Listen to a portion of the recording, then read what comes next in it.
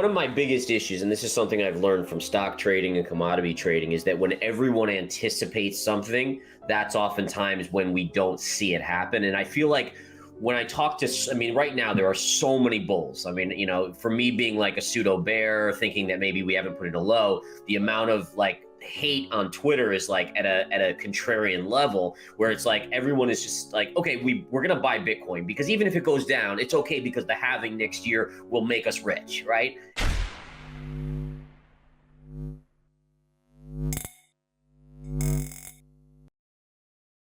Today we have Gareth Soloway and Benjamin Cowen discussing the latest on Bitcoin, as well as the SEC's implications for the crypto market, and how investors will be shocked in the coming months. Soloway and Cowen point out that since the SEC is now targeting altcoins and labeling them as securities, investors now seem hesitant to invest and are seeking the perceived safety of Bitcoin, which interestingly, the SEC has deemed not secure. With investor confidence in Bitcoin growing, Soloway and Cowen suggest that it will continue to overshadow altcoin projects and absorb liquidity from the entire market, increasing the focus and dominance even further. Currently, the price of Bitcoin is sitting just above 30,600, and the next few weeks are crucial for investors in the crypto market. Let's get right into the latest interview with Gareth Soloway and Benjamin Cowen as they discuss their crypto prediction for the last half of 2023. Don't forget to hit the like button and subscribe if you enjoy the content we do here on this channel. And so it just like has me on edge, and I'm like, wait, it's never that easy. Right, yeah.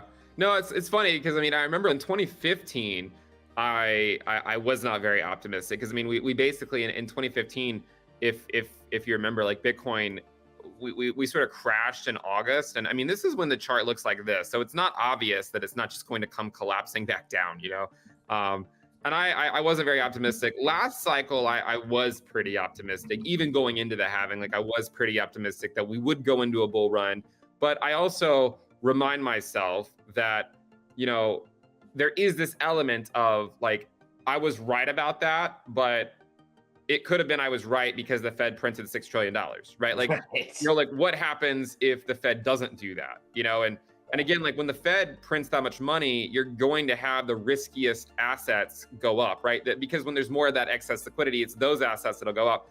I think in general though, look, there could be a future bull run where Bitcoin runs and altcoins don't run as much because there's just not as much excess liquidity as there has been in prior cycles. So right. Yeah, I mean, like I still would be on the side of it will likely trend back up in say like that 2025 timeframe, but I want to be open-minded to the idea. Well, if the labor market doesn't soften between now and the halving, then that is going to be sort of something we have to be cautious about in the next after the next halving. This is something that I've been kind of dealing with and thinking about, and it's this. It's Fed now, instant payments debuting in July, so literally within days. The SEC has been very quiet for the last couple weeks, right? And they came out attacking. I don't believe they're done. Like, there is no way that was it. There's going to be other stuff, whether it's against Binance, whether it's against the rest of crypto. And the question is so many of these exchanges make you trade Bitcoin and Ethereum in USDT, right? Or USDC. What if all of a sudden you have this option? Does that make stable coins irrelevant? And does that create a potential crash scenario if people all of a sudden are exiting? Let's say Tether is no longer tethered to $1.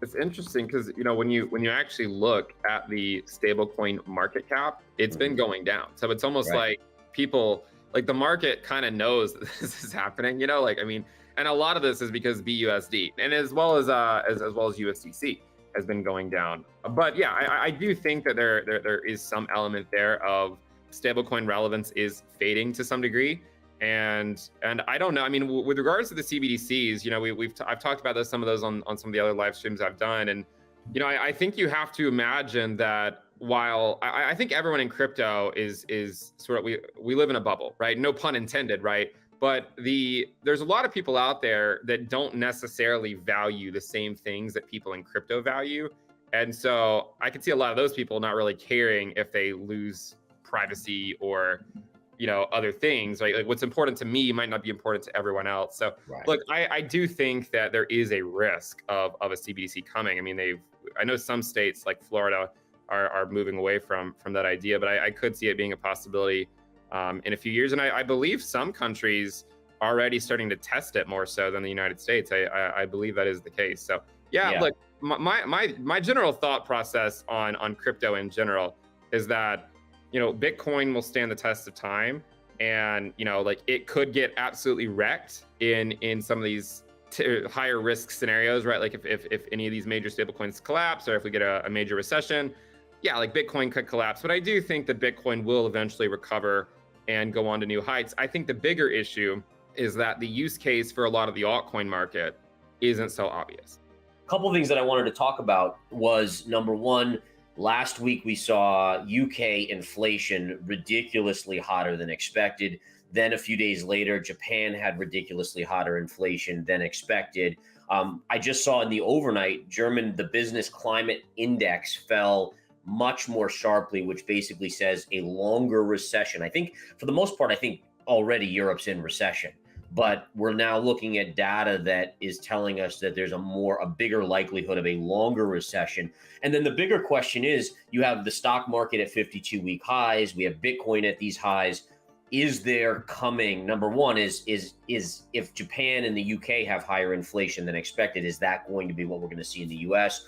And then are we also going to see this recession, global recession? And I guess the bigger question then is, how does the stock market react? And does then crypto sell off as a risk asset, which I assume you would agree it probably would at this stage of it, with Bitcoin at least. Yeah, I mean, look, crypto is a risk asset. I mean, it just is. I know some people are more of the opinion that it's not, but as far as I can tell, it's always traded as a risk asset. Or you've been talking more about NVIDIA. I haven't talked about it as much, but I do have, there's one chart I have up here, where I'm looking at sort of the Bollinger Bands based on the 20-week SMA of NVIDIA on a weekly basis. And, there are times where it certainly has reached these levels. You can see it's actually been outside of it, and it's only recently crossed back in. And it can climb sort of that wall of worry. But normally what happens, right, is once it hits these levels, it tends to cool off, or it tends to dump, right? One of two things. It either goes sideways with maybe a slightly bearish bias for a long time, or it just dumps back down. So, I mean, look, I wouldn't necessarily be surprised if NVIDIA pushed higher, but I think at this point, it's not really worth the risk, right? As far as inflation, I'm actually of the opinion right now that inflation is still very much coming down. I'm not saying that it can't come back in a future cycle. We could have a scenario where the Fed pivots, we go back to QE, and people just go crazy again, buying everything and whatnot. And inflation comes back, and we have an inflationary decade like we had in the 70s.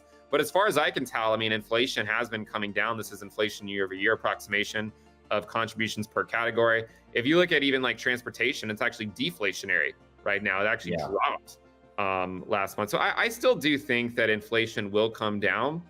Do you think it'll come down to the Fed's want of 2%, or do you think we're stuck in a longer cycle of kind of not high inflation, right? But even though I think it's important to point out to listeners and viewers that inflation coming down doesn't mean prices are coming down. They're just not going up as fast. So they're still going up, they're just not going up as fast.